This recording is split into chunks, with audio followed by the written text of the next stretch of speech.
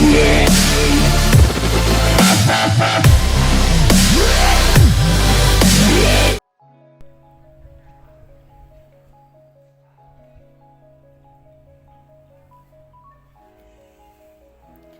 pagi, salam sehat dan salam SFD. Bertemu lagi dengan Ibu ST di mata pelajaran agama kelas 11. Anak-anakku sekalian, minggu lalu kita telah menyelesaikan bab yang kedua, yaitu sifat-sifat gereja Katolik. Dan hari ini kita akan memasuki bab yang ketiga, yaitu hierarki dan awam. Dan pada hari ini kita akan membahas hierarki dalam gereja Katolik. Jadi penasaran bagaimana hierarki dalam gereja Katolik? Tetap ikuti video Ibu dan salam sehat, salam SFD.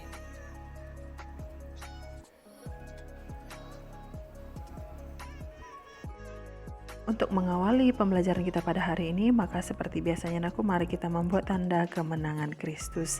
Dalam nama Bapa dan Putra dan Roh Kudus, amin. Nah, setelah mempelajari sifat-sifat gereja, yaitu satu, kudus, katolik, dan apostolik, hari ini kita akan memasuki bab yang ketiga. Nah, pada bab ini kita akan mempelajari lebih lanjut tentang dua komponen penting dalam gereja sebagai persekutuan umat, yaitu hierarki dan awam.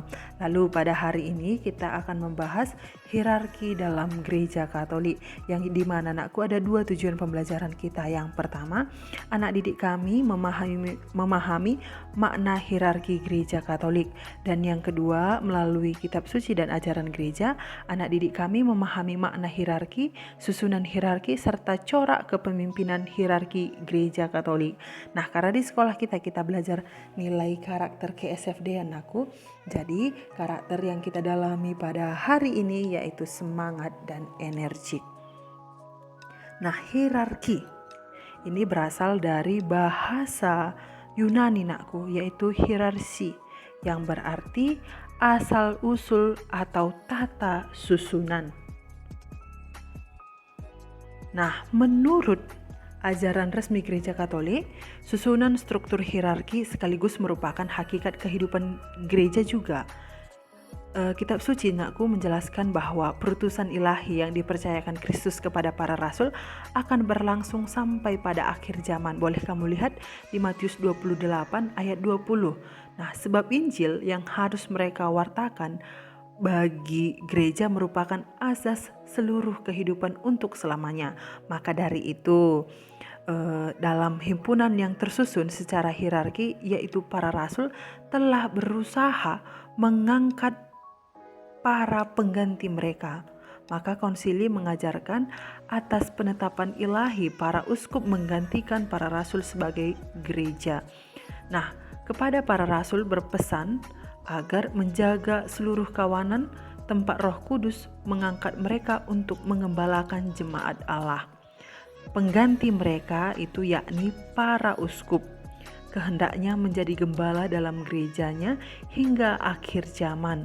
Maksud dari penetapan ilahi para uskup menggantikan para rasul sebagai gembala gereja ialah bahwa dari hidup dan kegiatan Yesus timbullah kelompok gembala gereja, atau timbullah kelompok orang yang kemudian berkembang menjadi gereja seperti yang dikehendaki atau dikenal sekarang. Nah, struktur hierarki gereja yang sekarang terdiri atas Dewan para uskup. Nah, uskup ini sama paus ya. Susunan gereja Katolik itu adalah paus, uskup, imam, biarawan, biarawati, dan umat Allah. Nah, perlu kamu ketahui bahwa di Roma itu pimpinan tertinggi itu adalah paus. Jadi paus itu adalah uskup sebenarnya. Hanya saja jika kita ambil di dalam kelas, kita kan sama semua, tapi harus ada ketua. Ya, harus ada ketua. Jadi ketua itulah yang dikatakan menjadi paus. Itulah bahasa sederhananya yang boleh kamu pahami. Lalu kita lihat ajaran kitab suci tentang hierarki dalam panggilan dan pilihan Tuhan untuk menjadi gembala. Nah, yang dituntut oleh Tuhan dari Petrus dan semua penggantinya hanyalah kasih. Kasih dapat menghapus banyak dosa. Mungkin Tuhan berpikir seorang pemimpin yang takut seorang pemimpin yang tahu kelemahannya akan bersikap penuh pengertian dan memimpin orang lain. Atau bisa kamu lihat di Yohanes 21 ayat 15 sampai 19. Sekalipun Petrus sebagai gembala atau siapapun juga yang menjadi gembala, Yesus selalu menyebut domba-domba itu sebagai domba-dombaku. Kawanan domba itu tidak menjadi milik sang gembala manusia. Tidak seorang pun dapat menggantikan Yesus, nakku. Nah, lalu kita lihat bagaimana ajaran gereja tentang hierarki. Kita lihat dulu dasar kepemimpinan gereja. Dasarnya itu adalah iman yang sama akan Allah dalam Kristus oleh Roh Kudus.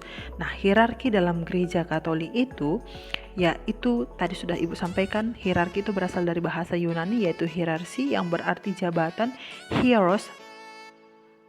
Jabatan itu adalah hieros, suci itu adalah arsos.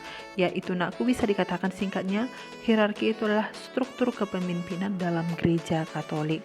Nah, sejarah hierarki ini berasal dari Kristus sendiri.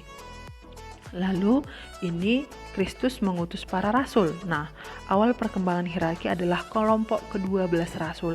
Jadi diteruskan oleh ke-12 rasulnya.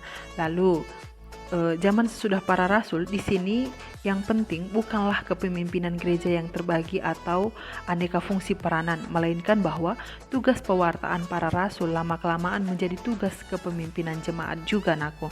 Nah, dasar kepemimpinan hierarki dalam gereja yaitu konsili mengajarkan bahwa atas penetapan ilahi para uskup menggantikan para rasul sebagai pengembala gereja. Konsili suci ini mengajarkan dan mengatakan bahwa Yesus Kristus, gembala kekal mendirikan gereja yang kudus dengan mengutus para rasul seperti Dia diutus oleh Bapa. Nah, fungsi hierarki ini apa sebenarnya?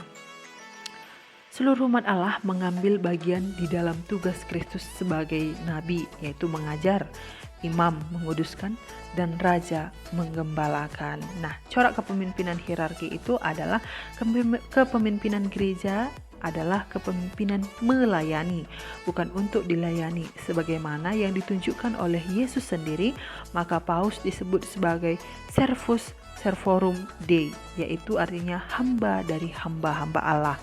Nah, kepemimpinan hierarki berasal dari Tuhan, maka tidak dapat dihapuskan oleh manusia, nakku.